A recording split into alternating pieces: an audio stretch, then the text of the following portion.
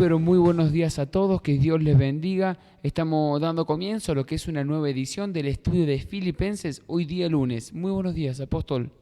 Muy buenos días, David, buenos días a toda la audiencia. Bendecimos a la gente que se conecta por radio, a la gente que se conecta, por el Meet y por todas las plataformas. ¿Sí? Le bendecimos y le saludamos en el nombre de Jesús.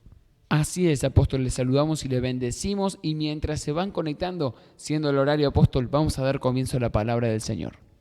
Amén, gloria a Dios. Estábamos viendo el libro de Filipenses, vimos el capítulo 2, versículo 15. Hoy vamos a ver el versículo 16, en el cual es tan maravilloso ver lo que Dios ministraba por este padre de fe que paternizó justamente Israel, y hasta hoy justamente nos paterniza con sus enseñanzas. Amén. Leemos ahí el versículo 15 y el 16 del capítulo 2 de Filipenses. Para que seáis irreprensibles y sencillos, hijos de Dios sin mancha, en medio de una generación maligna y perversa, en medio de la cual resplandecéis como luminares en el mundo, asidos de la palabra de vida, para que en el día de Cristo yo pueda gloriarme de que no he corrido en vano, ni en vano he trabajado. Bueno, el apóstol Pablo en el versículo 16 le dice, asidos de la palabra de vida. Indudablemente en el versículo anterior, explicamos que estaban ellos y estaríamos nosotros en una generación maligna y perversa, en el cual ellos debían y nosotros resplandecer como luminares. Ahora, el apóstol acá le dice asidos de la palabra. Para que eso suceda, ¿sí? Dice asidos. La palabra asidos, ¿sí?, es tomar con la mano, en general tomar de cualquier otro modo, de alguna forma tomar, agarrarse. Algunos significados dicen agarrarse de algo, agarrarse de una cuerda fuertemente, ¿sí? O asirse una idea, me agarro de una idea. Entonces eso es lo que quiere decir.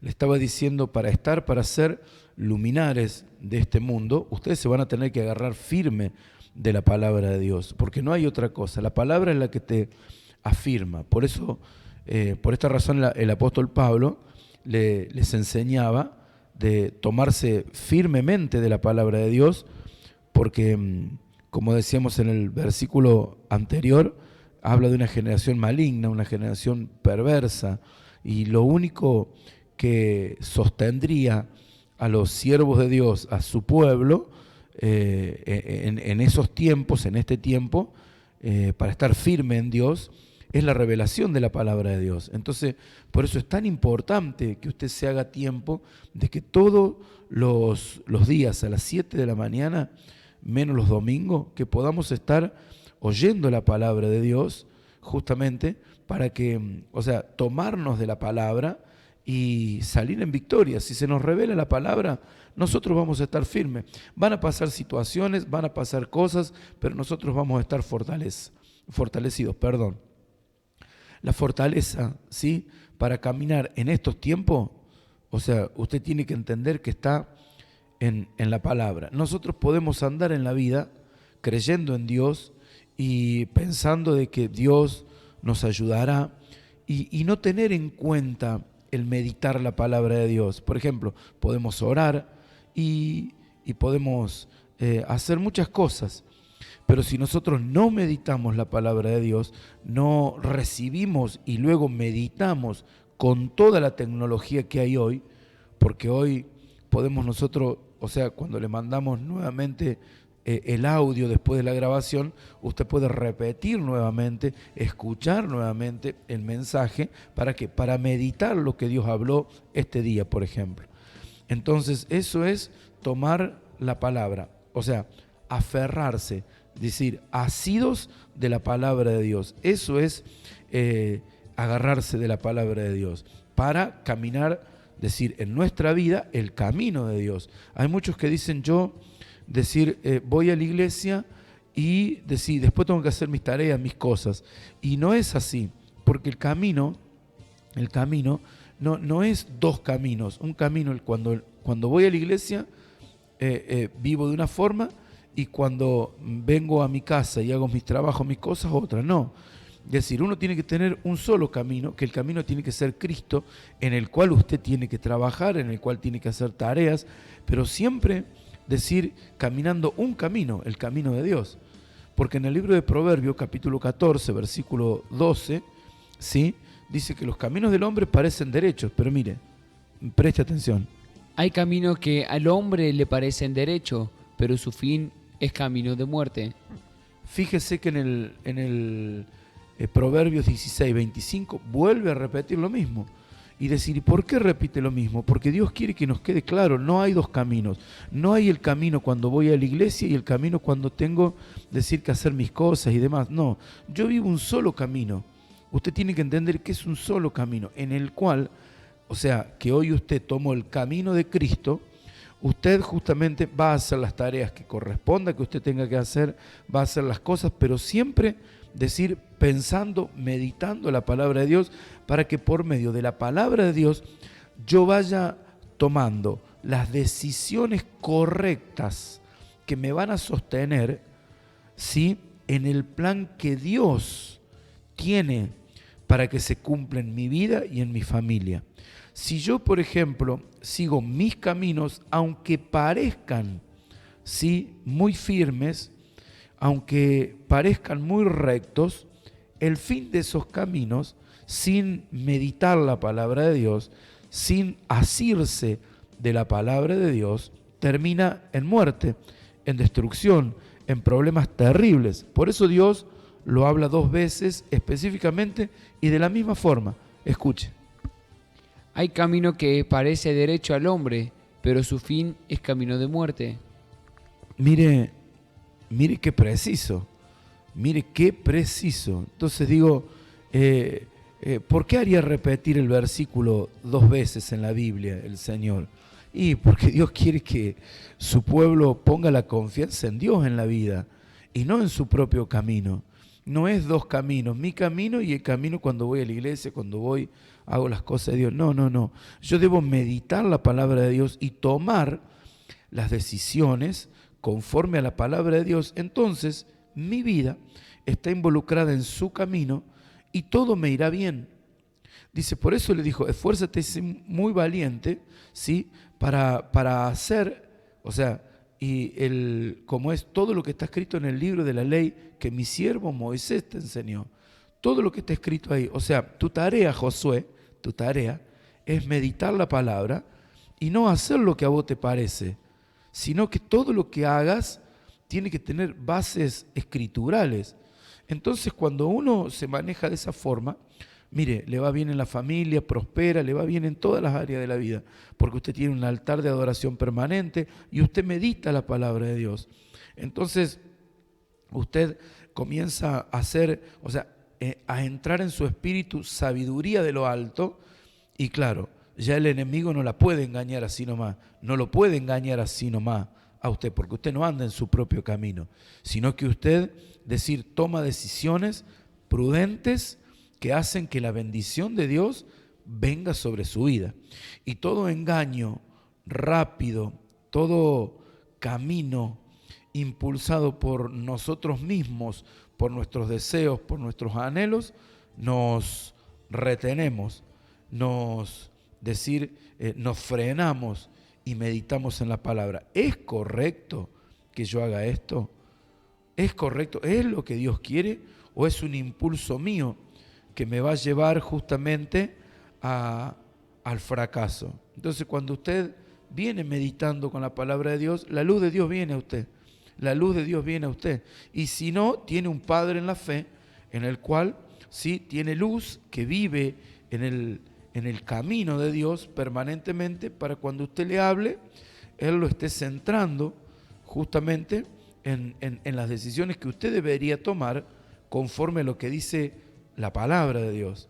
Por eso el apóstol Pablo quería estar seguro que el pueblo se tomara de la palabra de Dios, que la palabra de Dios no es justamente ir a la iglesia y escuchar la palabra nada más, no, es vivirla, claro. O sea, ellos debían tener la palabra revelada, para que les vaya bien. Dios estableció su palabra para que el hombre le vaya bien. Y dice ahí, ¿sí? en Filipenses, que Pablo les decía, para que en el día de Cristo, ¿sí? Ellos también estén en el cielo. Yo quiero que cuando yo llegue que se termine mi carrera, llegar al cielo, quiero que luego verlos a ustedes. Quiero que estén en el cielo. Ahí en el 16, en una parte del versículo lo dice, lo leemos de nuevo, a ver. Asidos de la palabra, de vida, para que en el día de Cristo yo pueda gloriarme de que no he corrido en vano, ni en vano he trabajado. Claro, ¿no ves? Entonces le está diciendo, para que en el día que Cristo venga a buscar a su iglesia, yo quiero verlos, quiero que todos estemos allá. ¿Sí? Y no es que he corrido en vano, les he enseñado, he corrido una carrera para darle un ejemplo, para que ustedes vean de que Dios, si me responde a mí, les va a responder a ustedes. O sea, no estoy jugando yo al pastor o al apóstol, decía el apóstol Pablo, sino que miren mi vida, en el cual Dios me respalda. Fíjense que hemos pasado por momentos muy difíciles, pero Dios me ha sacado en victoria, le estaba diciendo el apóstol Pablo. Entonces yo quiero que ustedes se afirmen en la palabra de Dios, porque es lo que hace que cuando en los peores momentos, ¿sí? que hemos vivido, le estaba diciendo el apóstol Pablo, porque lo conocían, ¿sí? Cristo, si bien he tenido que pasar por procesos, pero Cristo me ha puesto en alto. Entonces, Pablo les decía que en ese día quería gloriarse, es decir, estas son las perlas mías, en el cual justamente porque cada alma que uno salva y que lo instruye, lo disipula y lo prepara para el reino, ¿sí? Son perlas tuyas en tu corona. Claro, entonces esas perlas te posicionan en el galardón que Dios te dará en el cielo, en el lugar que Dios te dará en el cielo. No todos los lugares en el cielo son iguales, más allá de que Dios no hace excepción de persona, pero no todos obedecieron en la tierra en la dimensión que Dios los llamó. Pero hay gente que sí, entonces esas van a ser coronas para justamente, perlas para tu corona.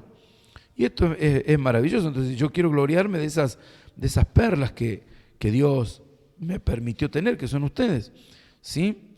Y no que haya corrido en vano la carrera de la fe. Claro, y dice, no es que haya corrido en vano, corrido, no dice trotado, he trotado, no dice he caminado, no, dice corrido. O sea, está diciendo, hermano, o sea, el evangelio no es para estar quieto, hay que correr. Si usted quiere, miren, hay ejemplos que hablan de que un atleta se prepara, corre, ¿sí? Da su vida, ¿para qué? Para lograr que el camino justamente que ha emprendido, indudablemente, ¿sí? Lo pueda correr y lo pueda terminar. Para eso se preparó, ¿sí? Entonces, ¿cuánto más nosotros, los hijos en la fe de Dios? Entonces, debemos saber que debemos correr la carrera, ¿sí? Y no es solo llegar primero, aunque Pablo, ya que corro, quiero llegar primero. O sea, Pablo quería correr primero, no competía con nadie, pero todo lo que hacía, lo hacía con excelencia. Indudablemente, Dios lo usó para escribir 14 cartas del Nuevo Testamento, en el cual ministró, o sea, hizo que 14 ciudades y pueblos puedan tener sus cartas aún cuando él estuvo preso. Entonces Dios lo usó poderosamente porque él corrió. Dice, ¿hasta dónde te llevará el Señor? ¿Qué Dios quiere hacer con tu vida? Y bueno, hasta donde tú le creas. Ya eso es elección tuya. Si tú le crees, Él justamente hará maravillas contigo. Si tú no le crees, bueno, indudablemente no podrá hacer esto, ¿sí? Por eso es tan importante que nosotros podamos, o sea, entender. Dice, corrido la carrera de la fe, ¿sí? Entonces, este es el espíritu de Pablo. Entonces, es muy importante no abandonar la carrera y seguir nuestro propio camino. No, debemos vivir para Cristo, porque decir, debemos vivir para Él y no abandonar, seguir el camino justamente de Cristo y no nuestro propio camino. Aunque parezca recto nuestro camino, sí, y el camino de Dios más difícil, más... No. Lo fácil y las decisiones nuestras de nuestro camino nos llevan a la muerte. Lo difícil y el camino de Dios, sí, te lleva justamente ¿a qué? A que puedas ser coronado por Dios. Entonces todo esto es maravilloso poder entender que estamos predicando la palabra y no es por predicar, sino que estamos haciendo la voluntad de Dios para que usted que esté escuchando sí pueda tener la revelación. Y esto está hablando directamente al compromiso que debemos tener para oír y meditar la palabra de Dios. Hermano, meditar la palabra de Dios te va a poner en victoria. Hermano, no es tiempo perdido que te levantes a buscar a Dios, no es tiempo perdido que te puedas asir de la palabra de Dios, no es tiempo perdido. Mire, leemos Juan 17:14 y fíjese justamente cómo Jesús oraba al Padre, ¿sí? Y mire lo que les dejaba. Yo les he dado tu palabra y el mundo los aborreció, porque no son del mundo, como tampoco yo soy del mundo. Entonces le dice, les entregué tu palabra, dice. Tu palabra, orando al Padre antes de ascender, antes de irse al cielo. O sea, le dice, no, yo les he dado tu palabra. Yo les dejé tu palabra en este mundo perverso, en este mundo que los va a querer dar vuelta, en este mundo que los aborrece, yo les dejé tu palabra. Ahora, si Él nos dejó su palabra, ¿sí? ¿Para qué la habrá dejado? Para que la meditemos, para que la escuchemos, para que la meditemos. Meditemos es como hace la vaca cuando come. La vaca traga y luego vuelve la comida a su boca y vuelve a masticar varias veces. Mastica y lo vuelve a traer. Eso es rumiar. Entonces, la comida, que es la palabra de Dios, nosotros también debemos rumiar la palabra de Dios. O sea, por así decirlo, por dar algún ejemplo, debemos masticar la palabra de Dios, debemos meditar la palabra de Dios. No debemos darla por sabido, no, porque en cada versículo hay una profundidad impresionante de su palabra.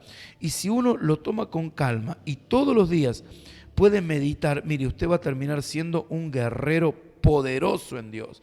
¿Por qué? Porque ya no va a tomar decisiones que le van a perjudicar su vida y la vida de su familia. No, porque usted está asido de la palabra de Dios. Usted tiene justamente, decir, una comunión con Dios y una comunión paternal, discipulándose, porque ellos se discipulaban y Jesús les entregó la palabra. En este caso, a alguien, a mis discípulos y a la iglesia, a quien Dios me ha puesto por gracia, sí, les estoy entregando la palabra. Entonces, los estoy paternizando para que la revelación que Dios me da, sí, cada uno de ellos pueda tenerla y pueda justamente tomar decisiones correctas que los hagan permanecer en el camino y puedan ver la sanidad, puedan ver la prosperidad, puedan ver justamente el amor en la casa, en el hogar, en la familia.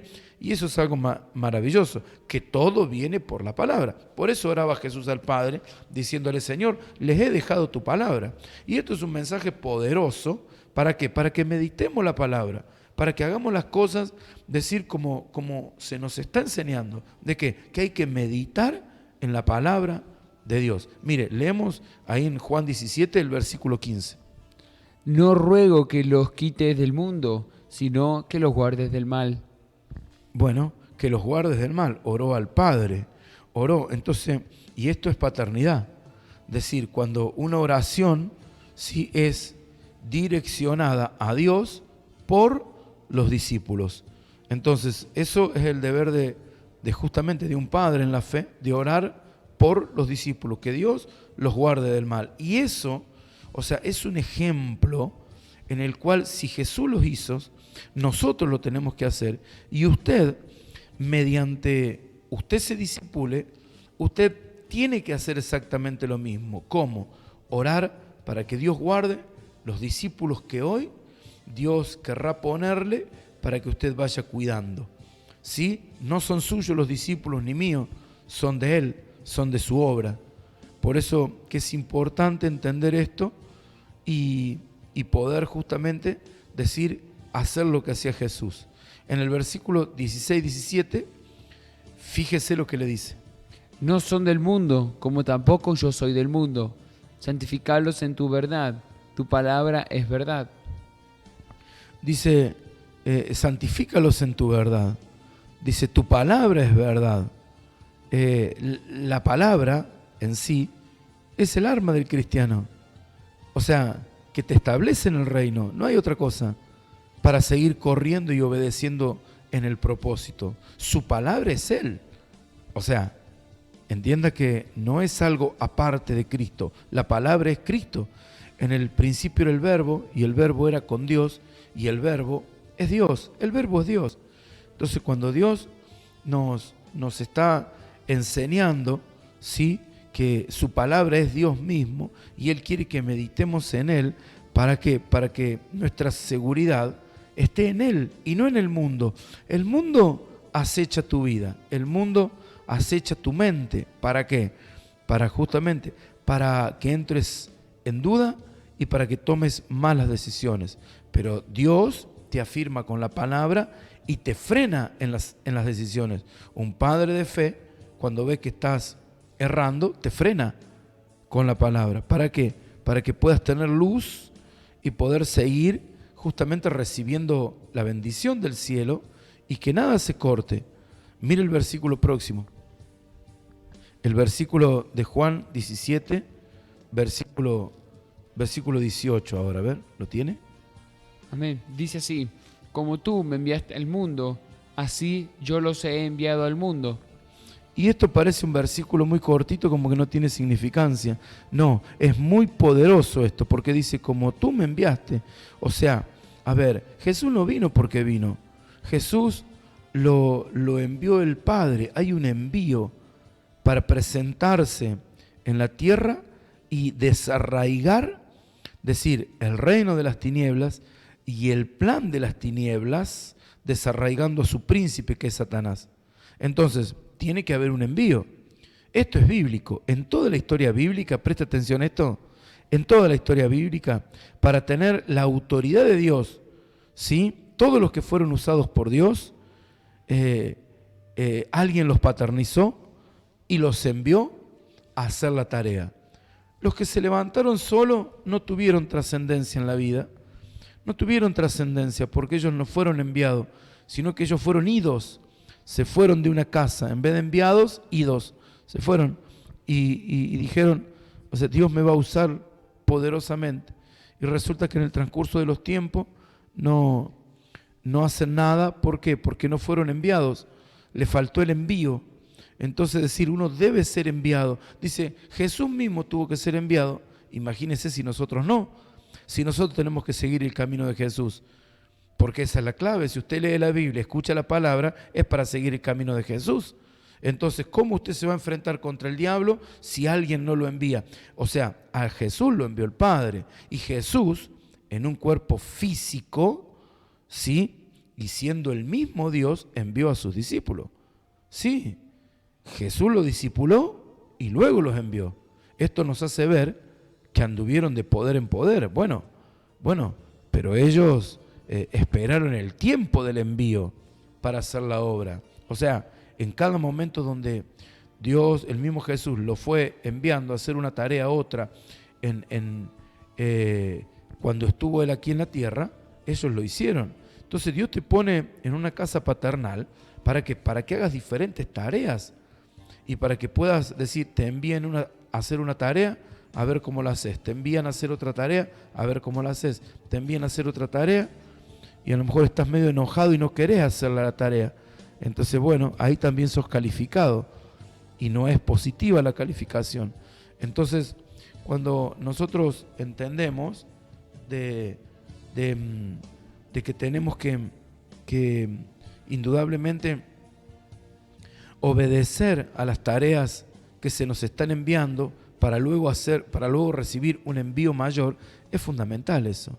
Es fundamental. El mismo Jesús lo recibió él y lo hizo con sus discípulos. Jesús tuvo que soltar palabra sobre ellos para que enfrenten este mundo, y el príncipe, que es Satanás, ¿sí? Retroceda. Le dio claves determinantes en esta pelea. No es algo de que ellos estuvieron con Jesús y fueron a hacer la obra. No. Los capacitó, los envió y le dio claves.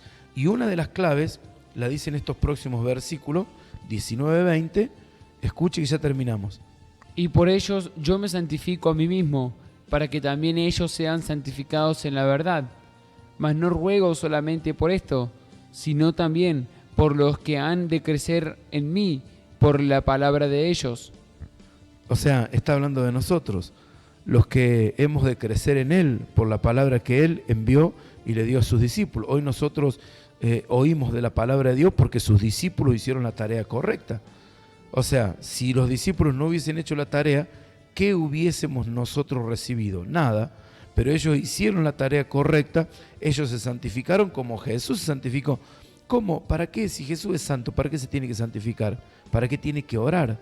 Bueno, justamente para dejarle el ejemplo. Jesús le estaba dejando el ejemplo de santificarse, de tener un altar de intimidad con Dios. ¿Para qué? Para santificar su vida, cada día de su vida, y pelear esta batalla, que si bien ya está ganada, que la ganó Jesús, pero hay que pelearla.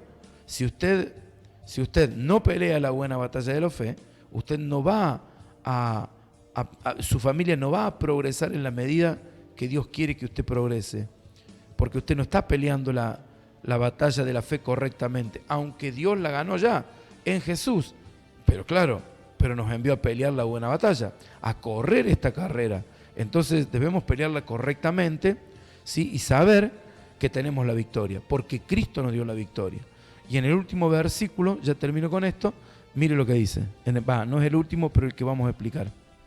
Para que todos sean uno, como tú, oh Padre, en mí y yo en ti, que también ellos sean uno en nosotros, para que el mundo crea que tú me enviaste. Cuando uno está bajo paternidad, cuando uno entiende que debe ser uno, no es decir que todo, no, es que en el lugar donde Dios te establece paternalmente y te revelan estos principios, es para que te quedes y puedas funcionar como un verdadero hijo y tener un mismo pensamiento. Para eso Dios te trae a la casa, para que tengas un mismo pensamiento y que puedas justamente hacer lo que ves hacer al Padre. Dice que Jesús hacía, ¿sí? No las cosas que le parecía, todo lo que veía hacer al Padre. Entonces, yo todo lo que veo que mi Padre hace, yo lo hago. Entonces, y eso es lo que usted tiene que hacer. Yo hoy le estoy enseñando a usted, ¿sí? En la mañana usted le tiene que enseñar a otro. Yo medito la palabra, usted debería meditar la palabra. ¿Para qué? Para no tomar decisiones incorrectas que le perjudiquen o que le abran la puerta a Satanás para que lo golpee. Esto es paternidad.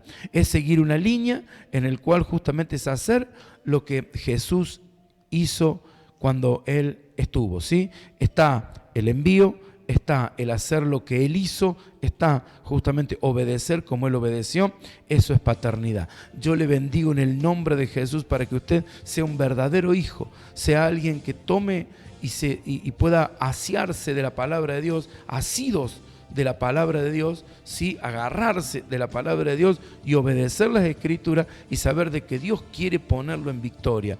Usted puede entrar en un tiempo de mucha victoria, de mucha gloria, si usted aprende las enseñanzas que le estamos dando y comienza a hacer lo que usted está aprendiendo. Yo le bendigo con todo mi corazón para que usted medite la palabra de Dios y se levante en contra del reino de las tinieblas y pueda llevar a toda su casa, a toda su familia, a todo lo que usted tiene a la victoria. Le bendigo para que usted tenga victoria y comience justamente esta semana creyendo de que va a haber una victoria gloriosa para su vida. En el nombre de Jesús le bendigo y será hasta mañana. Bendiciones.